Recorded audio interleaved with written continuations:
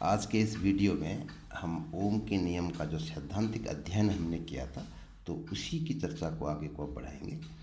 ओम के नियम की व्याख्या करते समय हमने एक कांस्टेंट की बात करी थी, विशिष्ट प्रतिरोध या प्रतिरोधकता, और ये कहा था कि ये किसी पदार्थ का लाक्षणिक गुण है और ताप पर निर्भर करता है। तो ताप पर कैसे निर्भर करता है इसकी अब हम बात करेंगे।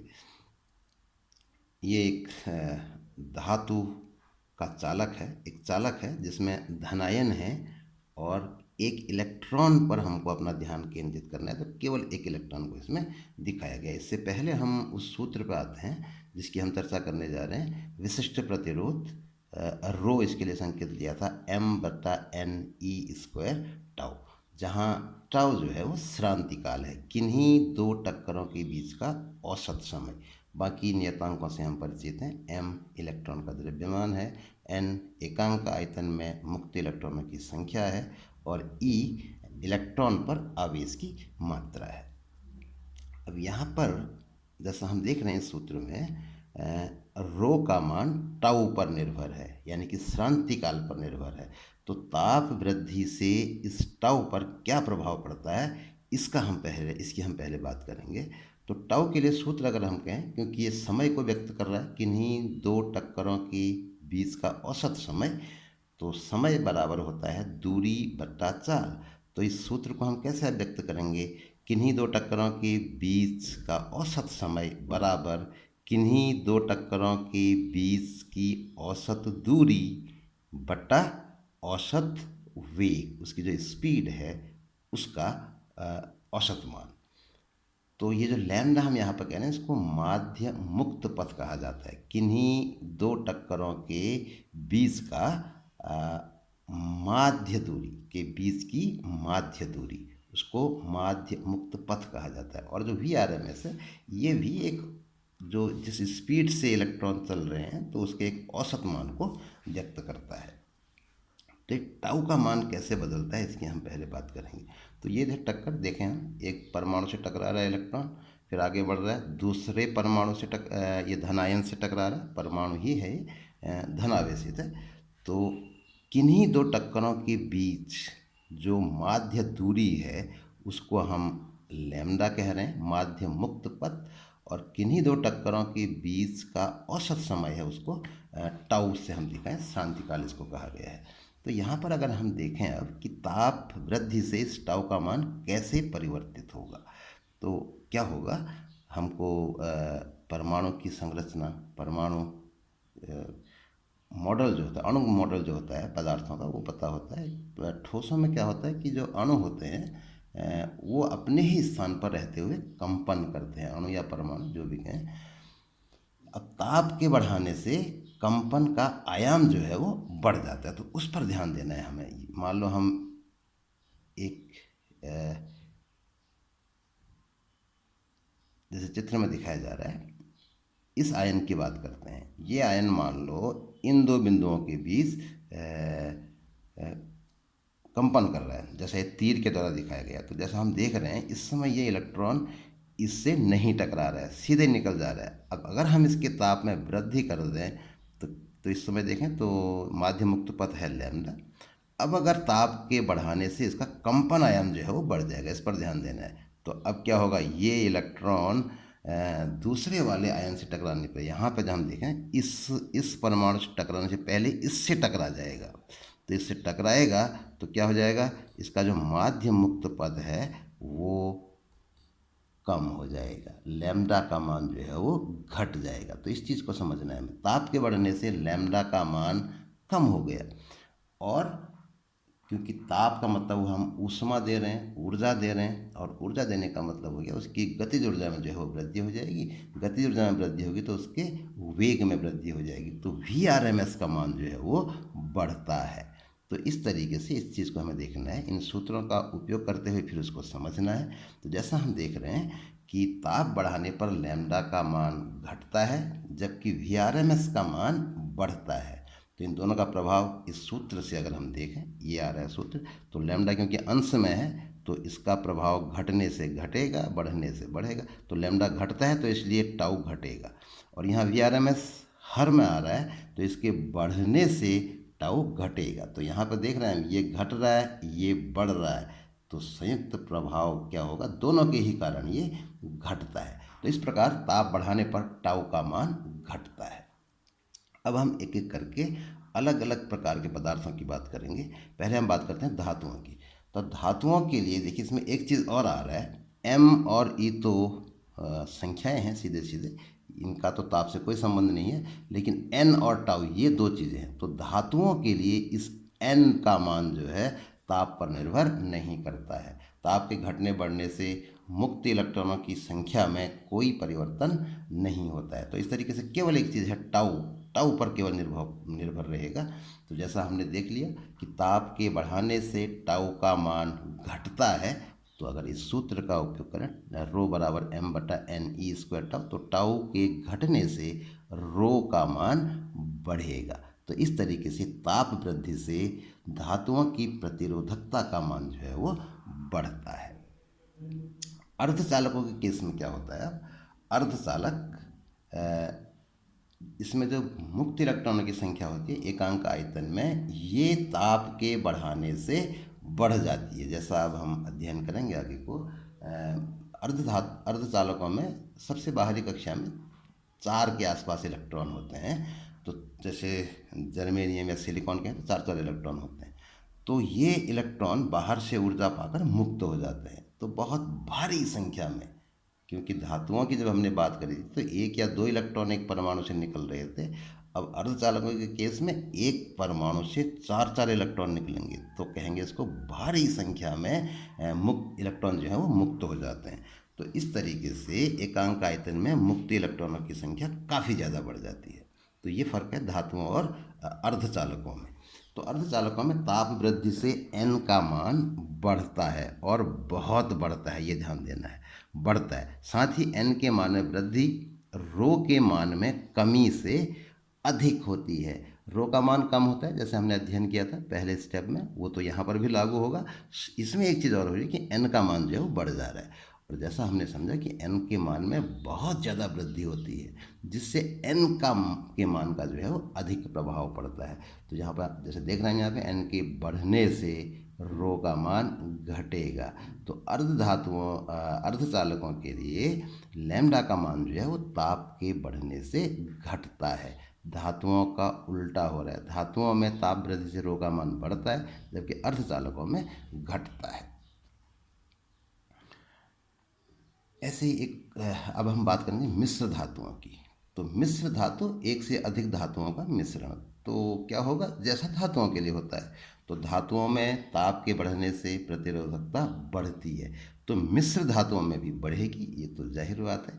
अब ये है कि ये फ़र्क है, थोड़ा फ़र्क ये होता है कि ताप में जो वृद्धि हो, ताप वृद्धि से जो प्रतिरोध में वृद्धि होती है वो बहुत कम होती है। धातुओं की तुलना में मिश्र धातुओं में ताप के बढ़ाने से प्रतिरोध में जो अंतर आता है, जो वृद्धि होती है, वो बहुत कम होती है। तो ये फर्क है धातुओं और मिश्र धातुओं में। अब इस फैक्ट का जो उपयोग किया जाता है प्रायोगिक कार्यों में, अगर हम प्रतिरोध तार लेते हैं तो वहाँ पे हमको क्या करना होता है, मिश्र धातुओं का तार लिया जाता है, क्योंकि मिश्र धातुओं में ताप बदलने से जो प्रतिरोध में परिवर्तन हो रहा है बहुत कम होता है। अब कोई भी प्रयोग हम करेंगे तो हमारा प्रयास ये रहेगा कि प्रयोग के दौरान प्रतिरोध का मान ना बदले। अब अगर ताप के तारों में क्या होता है, धारा प्रवाहित होती है, धारा प्रवाहित होने से तार गर्म होते हैं, तो ताप में परिवर्तन होगा, और अगर प्रतिरोध बदल जाएगा तो हमारे जो प्रेक्षण हैं वो गड़बड़ा जाएंगे। तो होना ये चाहिए कि ताप बदलने से प्रतिरोध का मान नहीं बदलना चाहिए। अब बिल्कुल ना बदले ये तो संभव नहीं है, तो कम से कम बदले, उसके लिए मिश्र धातुओं का उपयोग किया जाता है। वैद्युत अपघट्य एक जैसे शलों में इसका उपयोग किया जाता है। तो वैद्युत अपघट्य में ताप का क्या प्रभाव पड़ेगा उसको भी समझ लेते हैं। तो इनकी भी प्रतिरोधकता जो है वो कम हो जाती है। ताप बढ़ने से वैद्युत अपघट्यों की प्रतिरोधकता कम हो जाती है। उसका सिंपल रीजन है समझने की, समझे अगर हम, तो गर्म करने पर ताप बढ़ने से उनकी श्यानता कम हो जाती है। ये हमने ध्यान दिया होगा अपने दैनिक जीवन में भी। जैसे गर्म करते हैं तेल को तो बिल्कुल पतला हो जाता है, तो उसकी क्षमता जो है वो कम हो जाती है और उसमें जो है आयनों को चलने फिरने में आसानी हो जाती है। तो प्रतिरोध क्या होता है वास्तव में? प्रतिरोध या प्रतिरोधकता वही है, इलेक्ट्रॉनों के प्रवाह में जो बाधा पहुंच रही है उसको वैद्युत प्रतिरोध कहते हैं। तो यहाँ पर भी वही है, ये प्रतिरोधकता जो है वो कम हो जा रही है। तो इस तरीके से ताप बढ़ने से वैद्युत अपघटन की प्रतिरोधकता जो है वो कम हो जाती है। प्रतिरोध की अब बात करेंगे, प्रतिरोधकता रो और अब प्रतिरोध आर की बात करेंगे। तो धातुओं के लिए जैसे हमने पढ़ा था, प्रतिरोधकता का मान ताप वृद्धि के साथ बढ़ता है। तो प्रतिरोध का जो सूत्र हमने पढ़ा था, R is equal to rho L बटा ए। तो रो का मान बढ़ने से आर का मान भी बढ़ेगा, तो प्रतिरोध का मान भी जो है वो बढ़ता है। तो कैसे बढ़ता है, इसको एक सूत्र के द्वारा व्यक्त करते हैं। तो प्रतिरोध के मान में वृद्धि इस समीकरण के द्वारा व्यक्त की जाती है, आर टी बराबर R zero one plus alpha T, जहाँ आर टी का मतलब है टी डिग्री सेंटीग्रेड पर प्रतिरोध, आर जीरो का मतलब है 0 डिग्री सेंटीग्रेड पर प्रतिरोध, और अल्फा यहाँ पर एक नियतांक है जिसको तार की धातु का प्रतिरोध ताप गुणांक कहते हैं, और टी जो है वो ताप है। तो इस सूत्र के द्वारा जो है प्रतिरोध में वृद्धि को व्यक्त किया जाता है। अब इसी को थोड़ा सा अगर हम और हल करें तो ये जो गुणांक इसमें आ रहा है, इस गुणांक के लिए हम एक सूत्र प्राप्त कर सकते हैं, आर टी बराबर R zero one plus alpha T. इसको एक स्टेप हल कर लेते हैं, आर जीरो से अंदर गुणा कर देते हैं, आर जीरो को दूसरी ओर ले जाएंगे, R T minus R zero, तो आर जीरो अल्फा टी। अब ये आर जीरो यहाँ पर थोड़ा सा इसको करेक्शन करना होगा, ये आर जीरो इसका नीचे की ओर को सफिक्स लगेगा इसमें, जैसे आर जीरो यहाँ पर लिखा है वही आर जीरो यहाँ पर भी होगा। तो इससे आर जीरो अल्फा का जो मान है वो क्या हो जाएगा, आर टी जो है दूसरी ओर जाके बट्टे में चला जाएगा, तो R T minus R zero बट्टा आर जीरो टी। तो ये जो है अल्फा के लिए हमको एक सूत्र प्राप्त हो जाता है। इस सूत्र के आधार पर हम अल्फा को परिभाषित कर सकते हैं। तो इसको परिभाषित करने से पहले एक चीज़ और देखते हैं कि होता क्या है, अधिकांश धातुओं के लिए अल्फा का जो मान है वो 1/273 होता है। तो इसका उपयोग करते हुए अगर हम सूत्र में रखते हैं इसका मान, तो मिलेगा आर टी बराबर R zero one plus 1/273 T, और सॉल्व कर लें इसको तो इस तरीके से हो जाएगा।